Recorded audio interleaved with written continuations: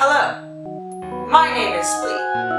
Welcome to Life and Shit, a weekly video series wherein I talk about life and shit.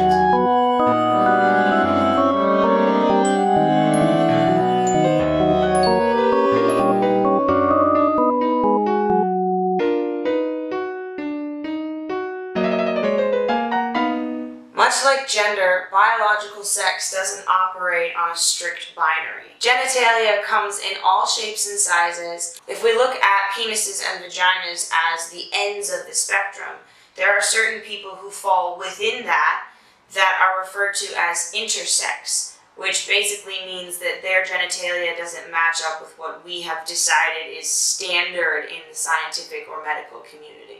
I personally am not intersex, so I don't think I'm qualified to speak on the details of what it's like to experience that firsthand, but I do think it's completely normal, and I do think it's yet another indication that nature is not rigid like we want it to be. It's not strict, and biology can change and develop just like the rest of life.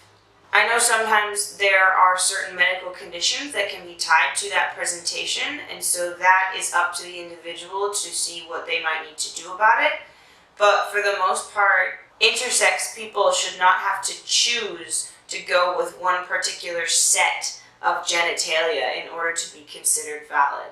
They're completely valid just the way they are. I really don't understand why people get so focused or so concerned about somebody else's sexual genitalia.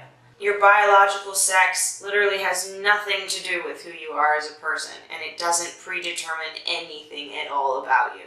Unfortunately, intersex individuals get erased a lot because we're so focused on this idea that you either have a penis or a vagina and there's nothing else. And again, I really don't see what the big deal is and how it affects someone else's life to know what is going on with me down there. And that's life.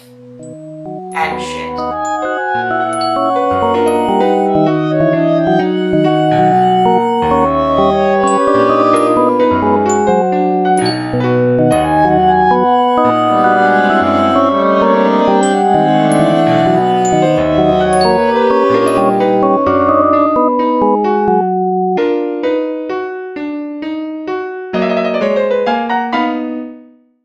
Be the biggest dick on the planet. Whether or not I actually have one attached to me is completely irrelevant.